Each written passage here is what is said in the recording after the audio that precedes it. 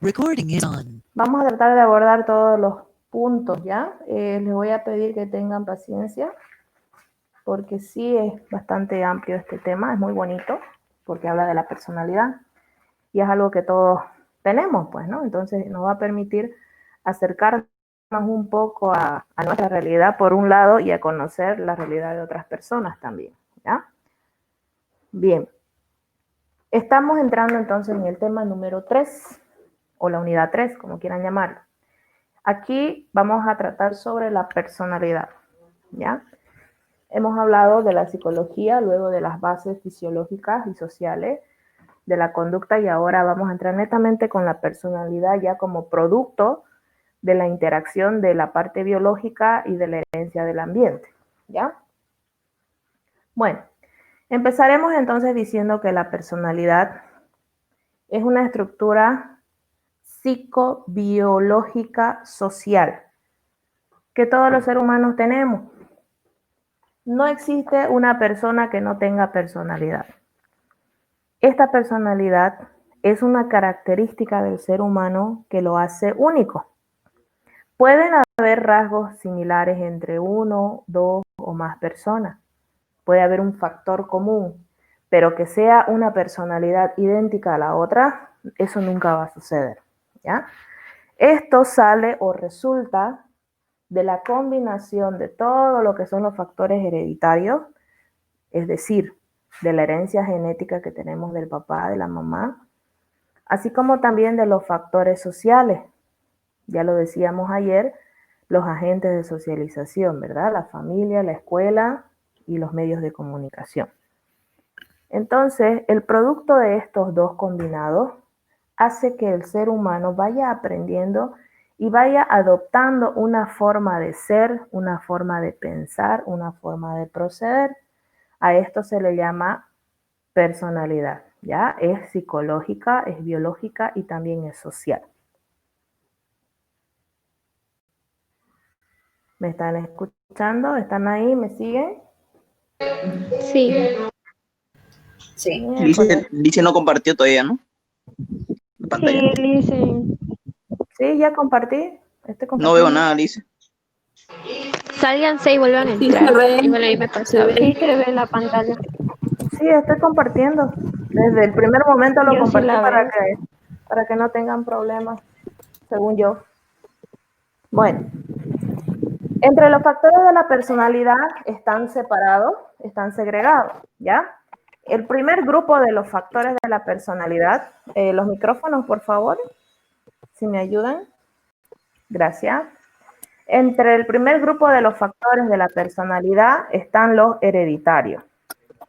En esta parte de lo hereditario entra la parte biológica y la parte psicológica.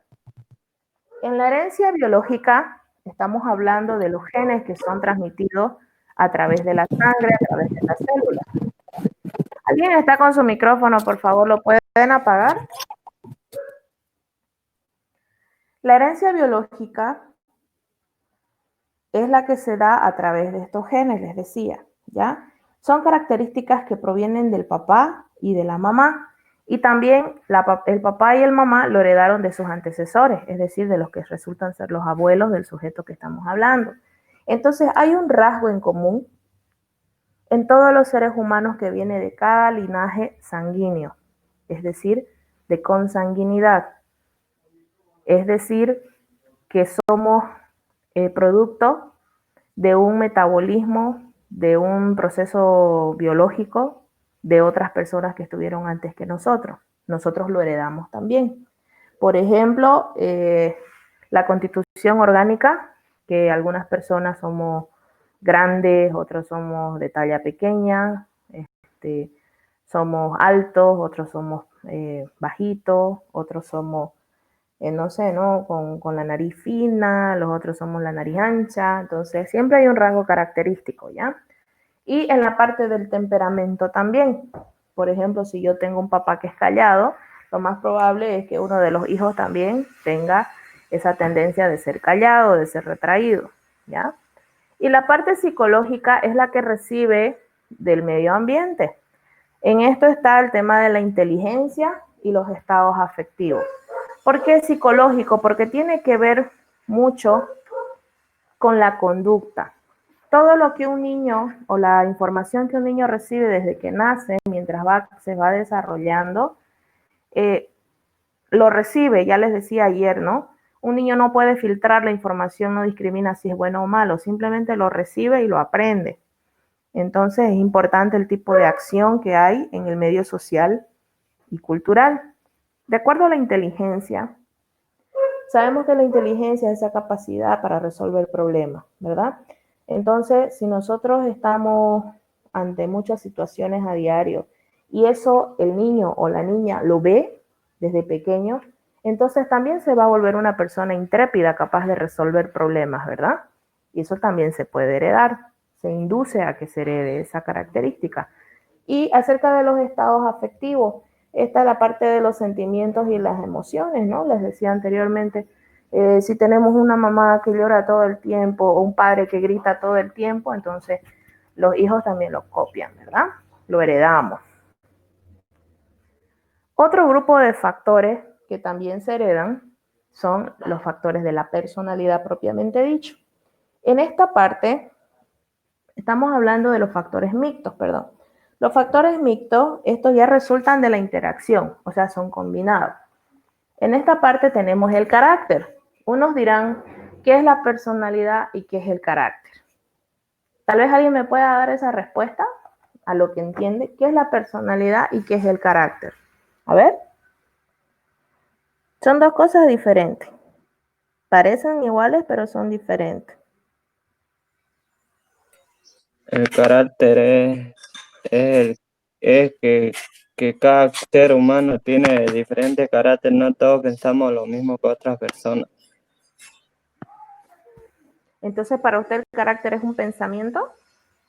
Sí, ¿Y la personalidad? la personalidad es la persona de cada ser humano que uno tiene.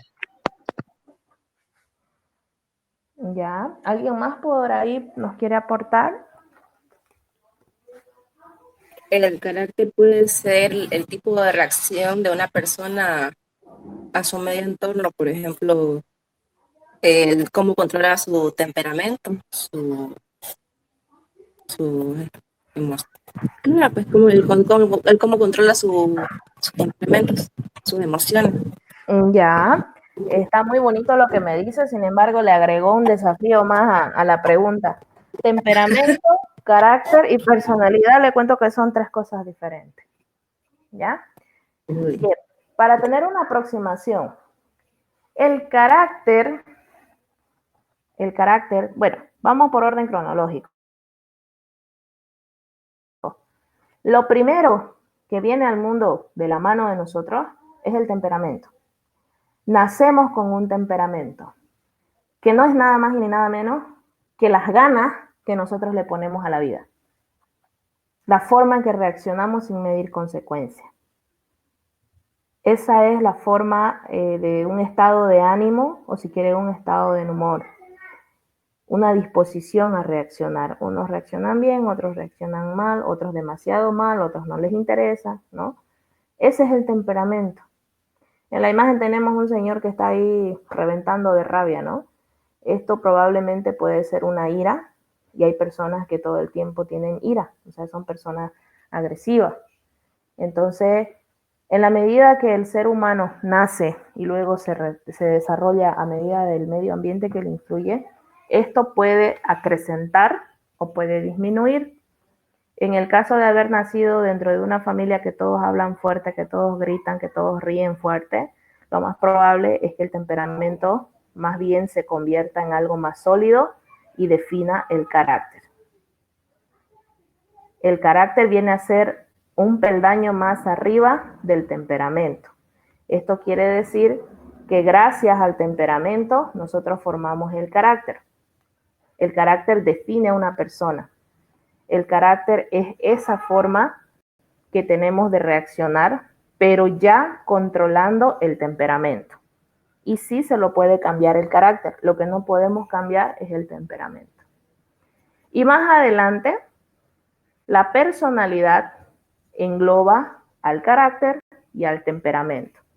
El temperamento es primitivo, el carácter es el del medio, se puede decir, y la personalidad ya es el ente social que nos gobierna. Y las personas poseemos una personalidad que es el Es el resultado. conjunto, ¿no? De los dos. Exactamente, es el resultado El resultado de los dos, ¿no? de nuestro temperamento y de la forma en que tenemos el carácter para mediar el temperamento. Sé que es un juego de palabras, pero poco a poco vamos a ver de qué se trata cada uno de los puntos y ya me van a entender mejor, ¿ya? En esta parte tenemos un segundo grupo de la personalidad que se llaman los factores mixtos. Entonces aquí entra el carácter del que estábamos hablando y también entra el temperamento. Como les decía, con el temperamento se nace y no lo podemos cambiar. Lo que sí podemos hacer es controlarlo o tal vez ocultarlo, pero no lo podemos cambiar. El carácter sí lo podemos cambiar porque el carácter cambia de acuerdo a las circunstancias en las que nos encontramos. La personalidad define a una persona. Con la personalidad que se forma generalmente a partir de los 25 años, porque ya se supone que en esa edad somos adultos, entonces esa personalidad ya es la que nos persigue hasta que, bueno, tenemos una edad más avanzada, ¿no? Dentro del grupo de los factores de personalidad también hay otro grupo que se llama factores ambientales. Esto está presente todo el tiempo, porque como ustedes saben, nosotros crecemos en un ambiente lleno de personas, lleno de culturas, lleno de influencias, de círculos sociales que están a nuestro alrededor. Entonces, estos factores ambientales nos están estimulando. Estimulan en la medida en que puede ser que nos aporten algo bueno o tal vez nos aporten algo malo. Ya lo vimos ayer con los medios de comunicación, ¿verdad? Esto puede ser entonces físico, social y cultural, ¿verdad? Entonces, ese es un factor que ayuda a formar la personalidad. ¿Hasta ahí está claro? ¿Me siguen? Sí, dice. Sí, ¿Y los demás? Creo que son sí, como 40 y Sí, solo 2 o dice. 3 Sí, dice, responden. sí. Sí, Lisa. sí. Ya. Sigamos entonces. Aprendizaje e historia personal. Estos dos elementos son ya procesos que están marcando algo que va a definir nuestra personalidad, la forma del aprendizaje. El aprendizaje modifica la conducta del ser humano. ¿Qué quiere decir esto? Supongamos que, a ver, ¿qué? Un ejemplo. Ya. Supongamos que el niño o la niña están solos en casa y lo primero que hacen es irse y meten el dedo al interruptor, al enchufe de luz, de electricidad. Si está un adulto presente, obviamente ese adulto se lo va a impedir, lo va a evitar porque sabe que el niño se va a hacer daño. Pero si no hay nadie presente, el niño lo va a hacer con toda la libertad del mundo porque no sabe el peligro a que se pone. Sin embargo, si le pasa corriente y Dios mediante queda vivo ese bebé o esa bebé, entonces se va a dar cuenta de que eso es algo malo, algo que le hace daño y aprende. Entonces, ¿cuál va a ser la conducta del resultado de esto? Es que ya no lo va a hacer. Eso es aprendizaje. Aprendizaje es hacer algo que antes no hacía. En este caso, lo que este niño va a hacer o esta niña va a hacer es no meter el dedo al enchufe, porque aprendió, en este caso a la mala, aprendió que eso le provoca un daño, que le causa dolor, si es que queda vivo, como les decía, ¿no? Porque a veces lamentablemente muchos bebés pierden la vida incluso con esto, ¿no? Pero es un ejemplo muy claro y es un ejemplo muy real. Entonces el aprendizaje se convierte en ese proceso que es decisivo dentro del medio ambiente. El factor ambiental afecta la vida del hombre y también interviene en ese proceso de aprender cómo funciona el mundo.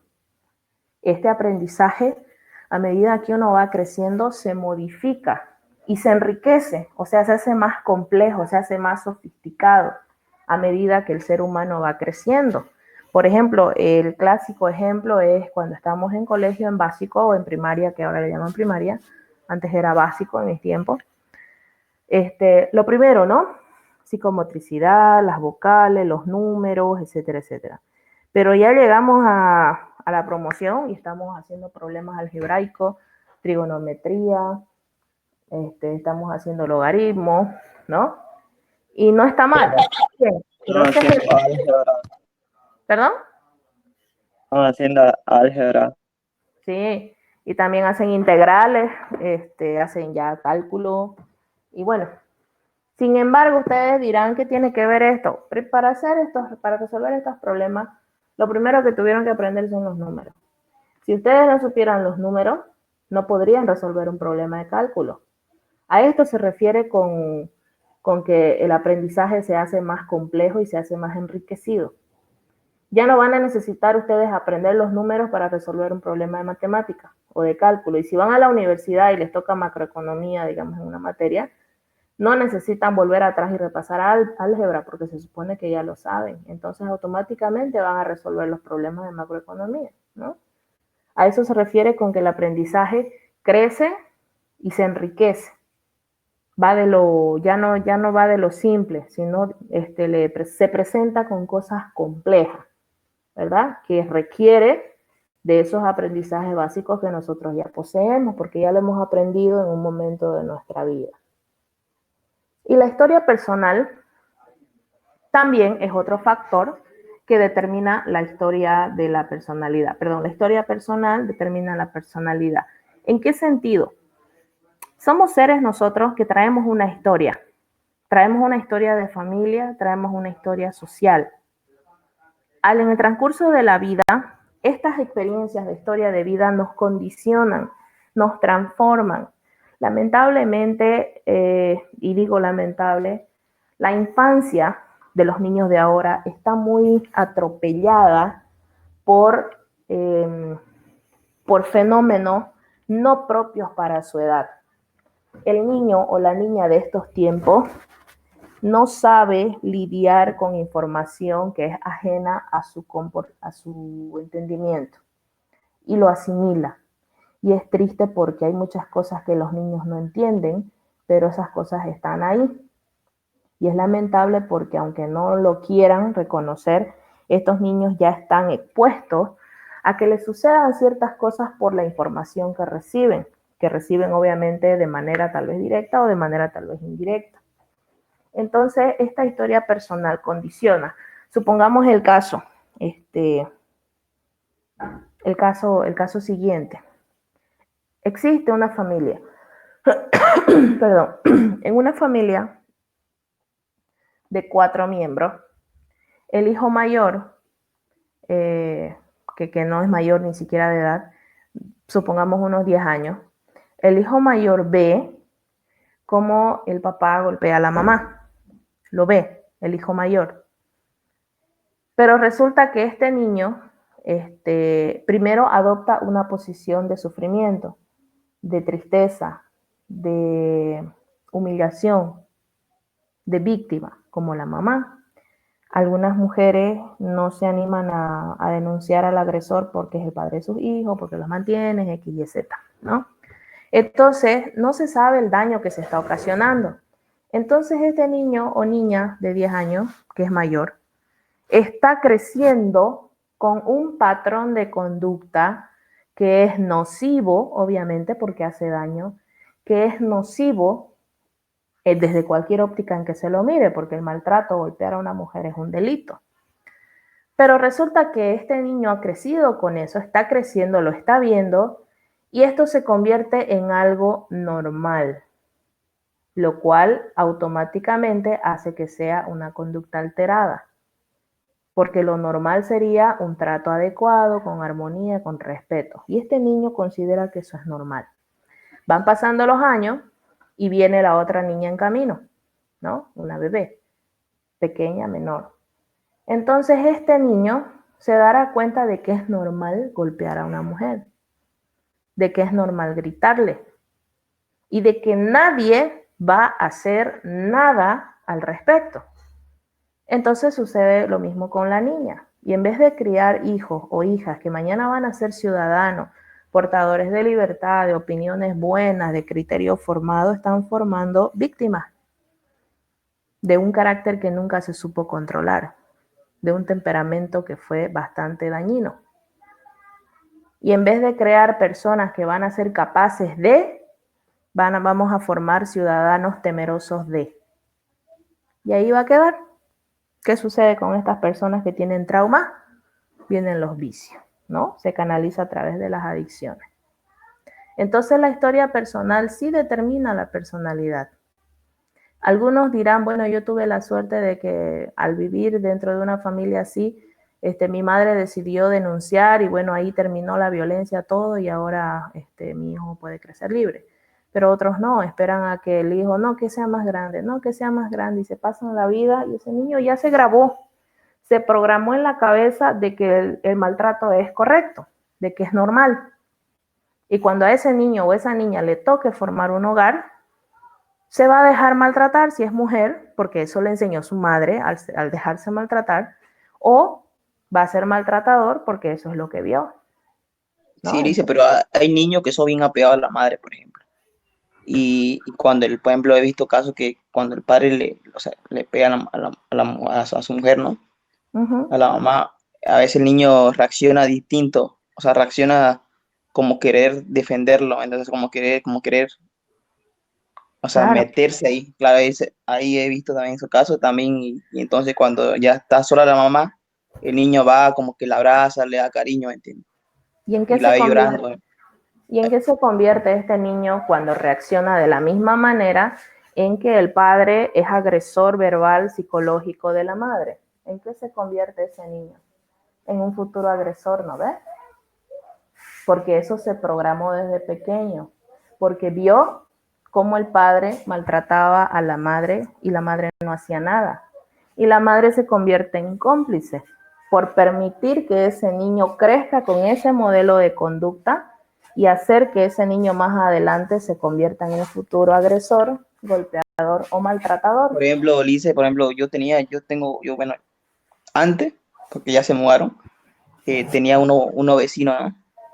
¿Ya? Que el hombre era, o sea, el hombre es crero, ¿no? Y ¿Ya? entonces tenía su hijita y tenía a su hijo. ¿Ya? Y el hombre siempre era borracho. Tomaba cada domingo, cada sábado, domingo, viernes, tomaba Uf, seguía viernes a domingo.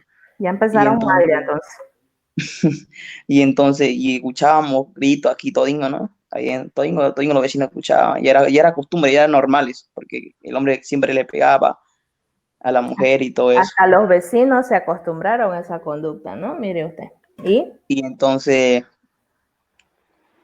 así, ¿no? Y entonces cuando el niño ya tenía uno ya fue creciendo, el niño, ¿no? O sea, el niño veía que era mi amigo, el peladito. Ya, Ahora ya no es peladito, ya no. Y entonces, ahora tiene 18 19 años tiene. ya, Y entonces, cuando llegó a los 17 me acuerdo, ya. el niño ese que ya no era, le pegó, o sea, a su padre, ¿no? O sea, porque él Carrastingo, o sea, desde chico veía cómo el hombre de su padre le pegaba a su madre, ¿no? Y a él le dolía, o sea, él nos contaba a nosotros que le dolía, cómo Obvio. él le pegaba desde chiquitito, ¿no? Le dolía cómo le pegaba a su madre, cómo lloraba a su madre, Se todo eso. acumuló, ¿no? Se acumuló Ah, la ira. y como que agarró un rencor contra su padre, como que comenzó a Sí. odiarlo a su padre, ¿no? Desde chico. Y entonces, y entonces cuando ya una vez, cuando todos salimos y cuando vimos que ya le estaba dando a su padre, él, porque, o sea, él se metió, ya se cansó, ¿no? Y Ujú. dijo que no la toque a su madre. Y entonces, y el hombre quería pegarle a los dos, y entonces el niño ya, bueno, el pelado ya les pegó o sea, a su padre, ¿no? Comenzó a darle y ¿Cuál le es dijo el...? que no le toque a su madre. Ya. Y su madre, al final, el niño ahorita trabajó, o sea, ahorita se separó, ¿no? De su padre y se la llevó a su madre. O sea, comenzó Ujú. a trabajar el niño, la sacó a su madre ahí de esa casa y se Mm. fueron a otro lado, a otra casa. Alquilaron, el niño comenzó a trabajar, todo eso. Y bien, Toda una estudiaba y historia. trabajaba y se la llevó a su madre. se le Toda debió a una su madre. historia de vida, ¿no? Increíble. Pero de esos hay muchos, pero también hay otros que no tienen un final tan, por lo menos, Pero, o sea, claro. claro, pero lo que más, o sea, porque la mujer le pegaba, la mujer se iba y a la una semana regresaba otra vez. Ahí está O la sea, cuestión. A todingo eso nosotros quería vecinos llegar. le decíamos, ¿no? Que se separe, que para qué va a aguantar así, ¿no? Y Ajá. la mujer se iba donde su madre y a los 3 días otra vez volvía a ir a esa Otra casa. vez. A ver, Otra vez. ahí quería llegar. Si tenemos que buscar el origen del problema, ¿dónde está el problema? En la A mujer, ver, creo. en la mujer. En Es la que mujer, claro. sí, porque una persona que permite la violencia la está tapando y la está favoreciendo. ¿Sí o no? Sí. Es que es así. Seamos conscientes de la situación. Si usted no quiere que a alguien le falte el respeto, no se lo permita. No esté ahí para que le falten el respeto. Pero si usted lo permite y sigue volviendo y bueno, pues ya no somos niños, ¿no? Para creer en que voy a cambiar Claro. y después al final salió peor, ¿no? Bueno, hay mucha tela que cortar aquí, pero vamos a continuar. Ya muy buena la experiencia, gracias. Dentro de las tipologías de la personalidad, hay un grupo que pertenece a Kretschmer. Kretschmer es un autor también que a raíz de los estudios que realizó en esto de la conducta de los seres humanos, los clasificó, se puede decir, los encasilló a los diferentes tipos de personas en una tipología. Esta tipología les denominó pícnico, atlético y leptosómico. Vamos a ver de qué se trata cada uno. Aquí tenemos la primera personalidad de Kretschmer que se llama pícnicos. ¿Cuáles son las características de estas personas? Aquí voy a pedir mucho criterio y mucho juicio. Porque no porque ustedes vean más adelante una persona que se parezca al del dibujo, ustedes van a decir, ah, yo sé cómo es esta persona, ¿no? Es lo que a veces suele suceder. En la primera tipología, pícnico, la persona en la parte física, como ustedes lo ven en la imagen, son de baja estatura, son de rostro o de cuello grueso, con una tendencia de ser grueso, hombros y pechos que son redondeados, manos cortas y anchas, ¿ya? Físicamente son de musculatura floja, como que no tienen mucha actividad física, ¿ya? De la parte emocional, o sea, de la parte afectiva o temperamental, lo vamos a llamar como está en el texto, son sociables, o sea, son tratables, son respetuosos, tienen buen sentido del humor, pero son cambiantes, volubles, explotan y tienen un fuerte sentido de la realidad. ¿Qué quiere decir el fuerte sentido de la realidad? Que son prácticos, no se están con vueltas.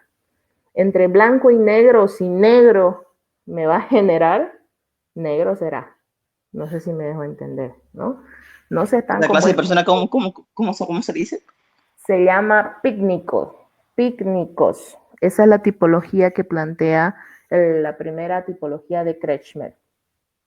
Y estas personas tienen una tendencia a desarrollar ciertas patologías. En esas está, de estos pícnicos, está la diabetes, por la misma condición de que son de estatura baja, medio rechonchos, le llaman a los gorditos. Una psicosis maníaco-depresiva, que quiere decir que tienen una manía que cuando no la pueden controlar los puede llevar a estado de ira, de histericia, de perder la cordura. Por el mismo lado de la diabetes está la hipertensión arterial, que es la alteración de la frecuencia de la hipertensión, ¿no? de la presión arterial. ¿Alguien conoce cuáles son los valores normales de la presión arterial? ¿En biología no están llevando eso? Ya. Si no saben, no hay problema, pero para que sepan, esto les va a servir para toda la vida. La presión arterial tiene dos ritmos, la sistólica y la diastólica. ¿Qué quiere decir? Que hay dos pulsaciones en el torrente sanguíneo. Cuando nos ponen el tensiómetro, eso que nos aprieta el brazo, se escuchan dos cosas, una presión que es por arriba y otra que es por abajo. La mínima, generalmente lo regular es 80 y la máxima es 120. Cuando suben o se alteran por debajo de estos rangos normales, se llama hipotensión, porque es bajo. Pero cuando está por encima de estos parámetros, se llama hipertensión. Y es peligroso porque esto produce que la sangre circule más rápido, de que el flujo sanguíneo sea mayor y por ende puede provocar las microembolias que más adelante se convierten en derrame. Por eso es que es peligrosa la presión arterial. La hipertensión, ¿no? Que estos valores estén por encima de lo normal. Y otro problema de esta misma tipología es la arteriosclerosis. La arteriosclerosis es la calcificación de las arterias provocada por el exceso de grasa. Supongamos que ustedes tienen a ver qué es lo que manejan, un tubo o una manguera de estas para regar agua, para echarle a las plantas. En esa manguera, ustedes, ¿perdón? ¿Sí? ¿Quiere decir algo? No, que dijo que era sístole y diástole, ¿no? Sí, sistólica y diastólica. Ah, ya. Ya. Entonces seguíamos con la arteriosclerosis. Esto es la calcificación de las arterias, pero no de calcio precisamente, sino que más bien, supongamos, le decía que esto es equiparable a una manguera por donde circula la sangre de nuestro cuerpo. Obviamente son microscópicas. Pero resulta que por el exceso de grasa o un metabolismo no adecuado de los aceites y de los triglicéridos, esto se va adheriendo a las paredes de esa manguera. Y ese espacio donde tiene que circular la sangre se va disminuyendo, se va haciendo más chiquitito porque a los lados está lleno de grasa. Es como destapar un caño. Entonces, ¿qué sucede si esto disminuye? Entonces, la misma presión arterial que empuja la sangre para que bombee todo el cuerpo, no va a poder pasar. Y entonces va a empezar a tener filtros, aberturas. Esas son las microembolias. Entonces, eso es muy peligroso, ¿verdad? Generalmente van de la mano estos problemas. Según Kretschmer, esta tipología de personas tiende a tener esa conducta en su personalidad, ¿verdad? Que si son gorditos pueden ser buen genio, pero pueden ser cambiantes y generalmente su temperamento o la forma en que ellos piensan va y culmina en estos procesos patológicos, diabetes, psicosis, hipertensión o arteriosclerosis, ¿ya? No quiere decir que lo va a tener todo, obviamente, sino que son tendencias, ¿ya? El otro tipo que plantea Kretschmer se llama atlético. Como su nombre lo dice, físicamente ya tienen más tendencia a ser voluminosos, pero en el sentido de tamaño, de musculatura desarrollada, ¿ya? Generalmente ya tienen una estatura de mediana hacia adelante, un poquito más alto que los pícnicos. Su temperamento es más sosegado, quiere decir que es tranquilo, no reacciona rápidamente. Es comedido, se puede decir que es voluntarioso.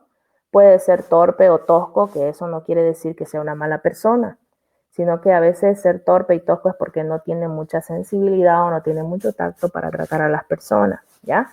Generalmente son gente explosiva y gente violenta. Quiere decir que están más, como quien dice, a flor de piel con sus emociones y rápido le dan una respuesta de repente a veces inesperada, ¿no? Y generalmente ellos padecen de epilepsia, ¿no? El padecimiento en común de estas personas es la epilepsia por el mismo hecho de la explosividad, porque a veces esa carga emocional tiene que salir por alguna parte y eso debe contenerse. Y neurológicamente, las personas que tienen mucha actividad sensorial o que son muy sensibles, en este caso con los nervios periféricos, llega un momento en que eso no se puede soportar y generalmente desencadena la epilepsia, ¿ya? Luego, el tercer tipo de Kretschmer se llama leptosómico. Leptosómico tiene su característica igual que los anteriores. Físicamente son esbeltos, de tronco y miembros esbeltos.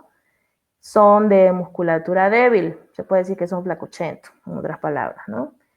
Cabeza pequeña, cráneo pequeño, se puede decir, y de rostro alargado y estrecho, ¿no? Estamos hablando de que son delgados y que son de manos y pies estiradas. Generalmente son personas de un aspecto, ¿cómo les diré? Alargado, ¿ya? De manera general. Su temperamento, ya vamos un poquito en la conducta, su temperamento son tranquilos, son reservados, son temerosos, les gusta la naturaleza, les gustan los libros y son dóciles. Quiere decir que se puede trabajar con estas personas, se pueden manejar, se puede coordinar, etcétera, etcétera, ¿no? Eso sí, el tema de la sensibilidad, no tienen forma de sensibilidad, o sea que no se quebran con una historia triste o con una escena desgarradora, no se quebran fácilmente, ¿no? Y en la parte afectiva, las afecciones que ya son corporales o psicosomáticas, generalmente padecen de esquizofrenia, de tuberculosis o de úlceras gástricas, por el mismo carácter que tienen, ¿no? Son las úlceras gástricas, es lo que le llamamos gastritis, ¿ya? Y la gastritis puede ser por el tema del estrés, por un lado, o puede ser por el tema del metabolismo, ¿no? De las grasas y todo eso. Esas son las tendencias o los tres tipos de personalidad que plantea Kretschmer, ¿ya? Pero también hay otro autor que planteó otras tres tipologías que se llama Sheldon. Sheldon dice que hay tres biotipos para caracterizar o definir a una persona. ¿Qué vienen a ser estos biotipos? Bio de vida, tipo, clasificación, ¿no? Entonces, Sheldon los clasifica igual de su manera física, su temperamento y sus rasgos emocionales. Entonces, tenemos tres: endomorfo, mesomorfo y ectomorfo, ¿ya? Para empezar, morfo viene de forma, es un apócope de forma. Entonces, cuando ustedes vean algo que diga morfo, se refiere a la forma, van a decir ustedes, ¿ya? Para este autor, entonces hay tres: endomorfo, al igual que endocrino. Endo quiere decir hacia adentro, que son introvertidos, ¿ya? Mesomorfo, meso quiere decir mediano o a la mitad. Y ectomorfo ya sería hacia afuera, ¿ya? Esa es la característica, la tipología general del biotipo. De acuerdo a los rasgos físicos, vamos con el primero. Endomorfo, ahí no es enfomorfo, es endomorfo, seguro un error de dedo.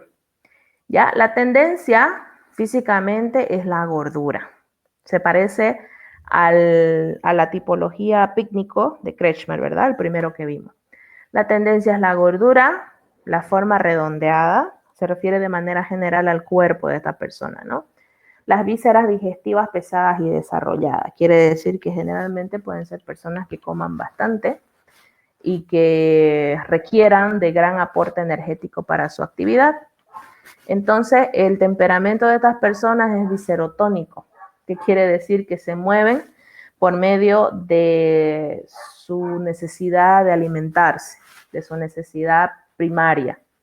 Entonces, ¿qué rasgo van a tener? Sociable, hogareño y extrovertido, ¿verdad? No son gente que les gusta salir mucho porque de repente no tienen la posibilidad de conseguir o de satisfacer sus necesidades primarias, ¿no? Entonces, gente que prefiere estar en casa porque están cómodos en casa, porque ahí lo tienen todo, ¿verdad? La segunda tipología de Sheldon es mesomorfo. En los rasgos físicos, desarrolla las estructuras somáticas y esto se refiere a que es duro, a que es recto, a que es fuerte, a que es resistente. ¿Cuáles son las estructuras somáticas? El temperamento somatotónico. Somático quiere decir que están predominando los huesos, los músculos y los tejidos conjuntivos. ¿Qué son los tejidos conjuntivos? Los tejidos adiposos. lo que están acolchonando el cuerpo, se puede decir, ¿ya? Entonces estas personas duermen poco porque se dejan llevar por este sentido que es psicosomático, son enérgicos, son agresivos, son dinámicos, como que están en constante movimiento, ¿ya? Como que les gusta la actividad, les gusta gastar energía, como quien dice, son esas personas que le sacan el jugo al día hasta el último día, perdón, hasta el último minuto que pueden aprovechar, lo hacen. Y bueno, porque es su característica, ¿no? Luego está la tercera tipología que se llama ectomorfo. Esto habla de unos rasgos físicos frágiles, delicados, pobre musculatura, o sea, no son musculosos. Puede que tengan los hombros caídos y cara pequeña. En esta parte el temperamento se llama cerebro tónico, que quiere decir que son rápidos para reaccionar. Tienen un sueño superficial, les gusta reflexionar, aman la soledad en momentos difíciles, son recatados sentimentalmente, quiere decir que no lo manifiestan, son sumamente analíticos, por lo mismo que son controlados, tienen mucho tacto para entender lo que sucede alrededor, ¿ya? Entonces ellos se mueven a través de lo que les dice su cerebro. Esto de acá del medio se entiende de la siguiente manera, en la parte de temperamento. Víscero o visceral es todo lo que son los órganos internos. Y si hablamos de una vaca, estamos hablando de sus órganos internos o sus tripas. Pero como ese término no es adecuado, vísceras son los órganos internos. Entonces, esta persona, tónico viene de movimiento, de tonalidad, de que los músculos reaccionan, ¿no? Entonces, se mueve a través de sus instintos primarios, como es el hambre, la comodidad, el sueño, etcétera, ¿no? Aquí en soma habla de estructuras somáticas que son los tejidos, que son los músculos y también los huesos. Entonces, este se mueve a través de esa estructura firme, de firmeza que le da, entonces se mueven a través de eso. Generalmente son pues atléticos, ¿no? Son enérgicos. Y este temperamento cerebrotónico, bueno, su nombre dice cerebro, ¿no? Son más analíticos, son muy detallistas y, como quien dicen, tienen una capacidad de poder percibir la realidad o el trasfondo de las cosas, ¿no? Entre estas dos tipologías, la de Sheldon por un lado y la de Kretschmer por el otro lado, ¿dónde creen ustedes que se ubican? ¿O dónde estarían ustedes? Yo sé que hay muchas características que ustedes van a decir, yo me voy por endomorfo, pero también tengo algo de ectomorfo, ¿no? Y puede ser que una yapa de mesomorfo.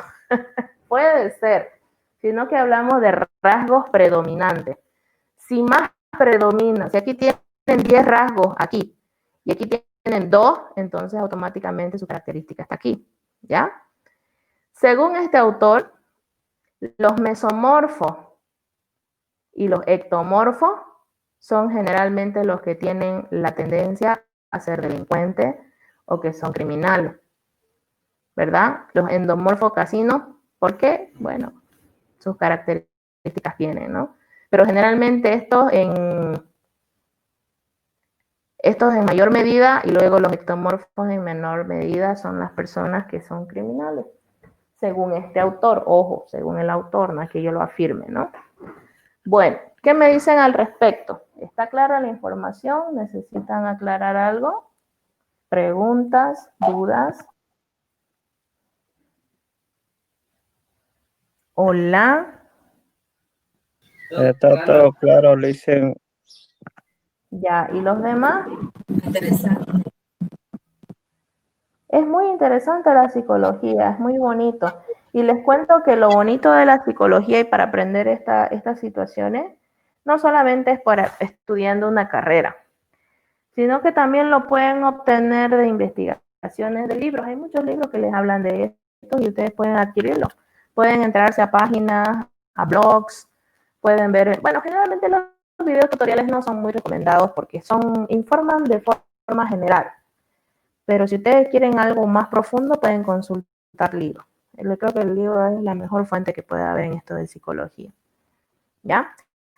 Bien, eso sería el tema de hoy de la personalidad. Me gustaría escucharlos a ustedes si tienen alguna pregunta y me interesa que me hagan preguntas porque ya se viene su examen, les diré. A ver, ¿tienen alguna duda, pregunta?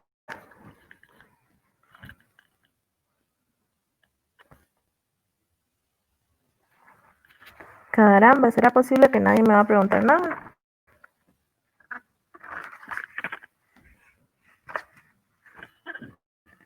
Hola.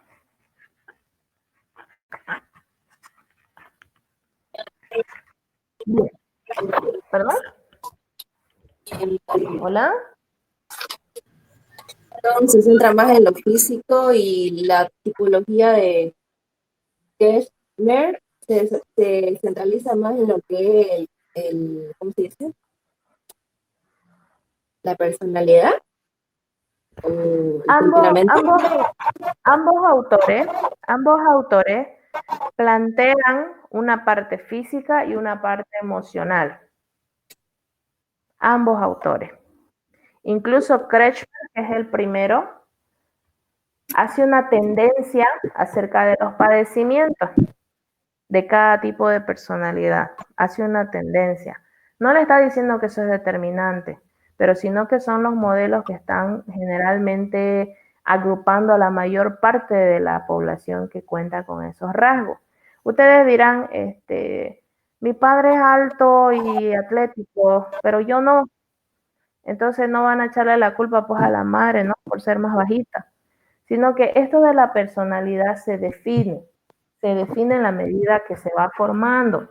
Ejemplo, puede que todos nacemos con la misma igualdad de condiciones, salvo algunas personas que no tienen una capacidad buena para respirar o que tengan algún problema psicológico o neurológico al nacer, ¿ya?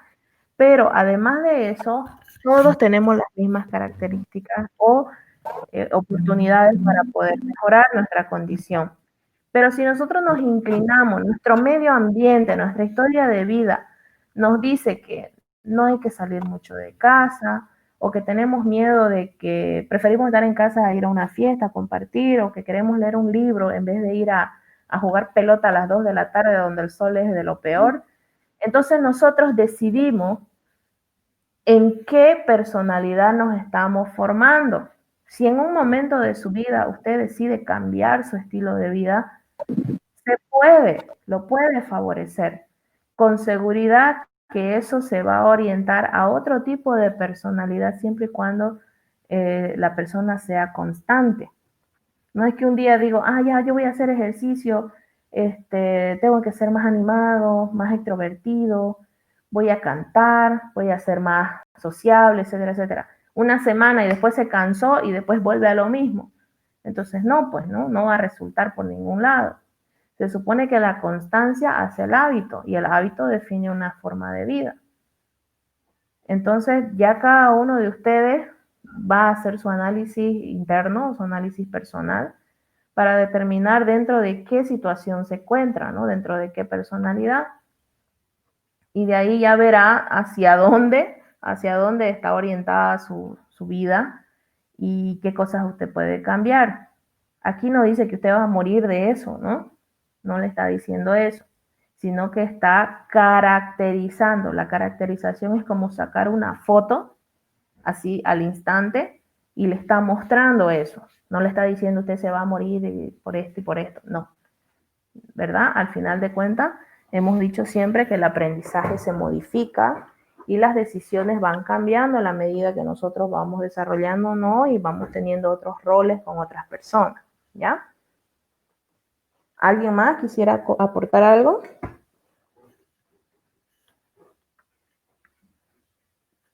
Hola. Bien, me gustaría hacer una pregunta al grupo. Si alguien tiene la respuesta, por favor me la dice, ¿ya? ¿Qué es aprendizaje? ¿Qué es aprendizaje?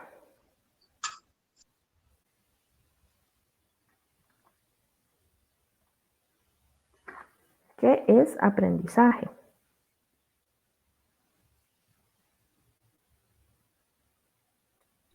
es ver, captar lo que otra persona hace y intentar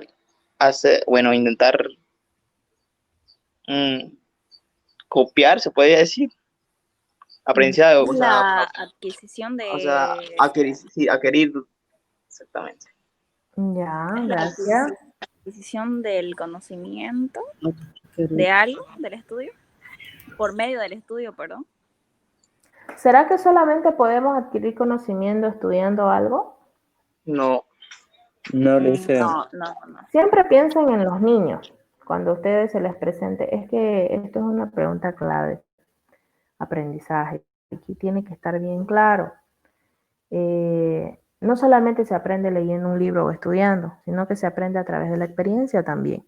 Ese aprendizaje es el acto de adquirir, como dijo su compañera, adquirir conocimiento, luz, si quieren, adquirir información, adquirir experiencia, ¿no? A través de esa práctica que hay a diario.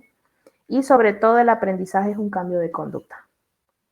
Porque la persona que aprendió con seguridad ya no va a hacer lo que antes hacía porque no sabía. Ahora que sabe, ya no lo va a volver a hacer de la misma manera. Y no me digan que eso es para todo, porque eso en la parte sentimental no funciona. Se supone que las mujeres y los hombres aprendemos los errores, pero después otra vez estamos de cabeza, ¿no? Eso no aplica generalmente para la parte afectiva, pero sí para la parte social. Ya les dije, el tema del amor, el tema de las emociones, eso es como que un paréntesis en todo lo que es conducta, todo lo que es aprendizaje, en lo que es relaciones sociales, ¿no? ¿Por qué? Porque el amor es tan instintivo, tan primario, que hace que las personas pierdan incluso la connotación, ¿no? De ser humano, de dignidad, algunas veces. Entonces eso es a tratarlo entre comillas y aparte, ¿no? Pero el aprendizaje es un cambio de conducta. Y ese Después cambio del de examen conducta, hablamos sobre el amor. ay, ¿no? No piensen en eso todavía no les conviene, ¿ya? Dedíquense a algo productivo todavía. Les cuento que el amor, como que en vez de dejar resultados positivos, deja más preguntas sin resolver, ¿no? Entonces, a veces eso frustra a las personas. Hay que verlo de ese modo, no como algo negativo, sino como algo, como un sinsabor de que pudo hacer más, pero no pudo más y cosas así, ¿no? Es una crisis, pues, todo esto del amor. Ay, Dios mío, ¿no? No complicado, sé. No Creo sé. Es que, o sea, digamos, no sé, también mi familia dice que como que estoy mal, o sea, porque mi forma de pensar de mí es, te estoy hablando, mi forma de pensar de mí es como, mi forma de pensar de mí siempre ha sido como que la palabra amor para mí siempre significó como que es algo fuerte, pero solamente ese amor yo, por decirlo, he sentido con un familiar, o sea, una persona que ya perdí, que era mi abuela, y es como que simplemente cuando me dicen que es amor, yo asocio esa palabra con alguien así, porque siento que eso es un verdadero amor, no sé. Pero si mis padres siempre me dicen que no, que vos vas a llegar siempre es con otra persona con la que te vas a complementar, y yo no pienso así. Y dicen que debería ir al psicólogo por eso. No, bueno, no está errado la percepción que usted tiene, para nada. El amor se puede sentir de muchas maneras. No estoy hablando del amor de pareja. El amor es un sentimiento global que se siente, o sea, es algo que transmite, ya sea de una persona a otra, así de sexo opuesto, puede ser el amor al padre, a la madre, a una amiga, incluso a un desconocido que usted ni siquiera en su vida ha tenido la oportunidad de conocer, y llega a alguien y le tiene un amor profundo por la forma de ser de esta persona, por sus principios, por sus valores, por sus ideales, ¿ya? Quiero que se quiten de la cabeza de que amor es igual a sexo. Eso no es amor. Por eso es que varias veces les he dicho a ustedes que el amor no existe. De la forma en que se plantea, no existe, ¿ya? El amor es un sentimiento, es algo que mueve al mundo. El amor cambia a las personas porque es un aprendizaje. La persona que ama, solamente amando, se dará cuenta o será capaz de entender la magnitud de lo que un ser humano puede llegar a hacer por alguien más, ¿verdad? Y en este caso, su abuelito o su abuelita fue alguien que usted amó, pero no porque esa persona ya no esté, usted ese sentimiento acabó, ese sentimiento perdura. Eso es amor. Y cuando hablamos del amor, del compromiso entre dos personas, hombre y mujer, de matrimonio, eso no se llama amor. Bueno, se lo voy a decir, ¿ya? Ese tipo de amor que equivale a pareja, enamorado o enamorada, es más que todo química que sentimiento mismo. ¿Qué es lo que sucede? Para que exista amor tienen que haber 3 condiciones. Una se llama comunicación, la otra se llama compromiso y la otra se llama sexo. Pensemos en una pirámide, ¿ya? Una pirámide tiene 3 lados. Arriba podemos poner sexo, a un lado podemos poner comunicación y al otro lado podemos poner compromiso. Ustedes deciden dónde colocan cada uno de estos elementos. ¿Por qué tiene que haber esto? Primero, cuando existe amor, o para que haya amor, tiene que haber comunicación. Porque si yo no dialogo y no entiendo el mensaje, no interpreto la forma correcta del mensaje que me está enviando la otra persona, mi pareja en este caso, si es que es amor de pareja, entonces yo no voy a saber cómo corresponder a sus necesidades. Por eso es que existe la comunicación. Puede ser verbal como también no verbal. Hay muchas parejas que se complementan bastante, como quien dice espiritualmente, que saben hasta de la forma de una mirada o del sonido de la voz. Entonces, eso es comunicarse, porque es entender el mensaje que la otra persona le transmite, aunque no sea directo, pero también indirecto o de manera verbal o no verbal, ¿verdad? Por un lado. En la otra punta del triángulo tenemos el compromiso. Planes, hacer planes a corto, mediano o a largo plazo, ¿verdad? Porque si hay una persona que me interesa y estoy desarrollando ese sentimiento de supuesto amor, entonces esta persona forma parte de mi vida. Si antes yo me iba al mercado a comprar pan solita porque voy a tomar mi tecito o quiero compartir con unas amigas, ya estoy pensando en meterlo al tipo para que aunque sea me acompañe de mi casa al mercado y charlar unos 5 minutos y luego de ahí volver y ya que él se vaya yo me quedé con mis amigas. Ya lo estoy metiendo ahí. Sucede algo y estoy pensando en qué cara va a poner la otra persona cuando se lo cuente.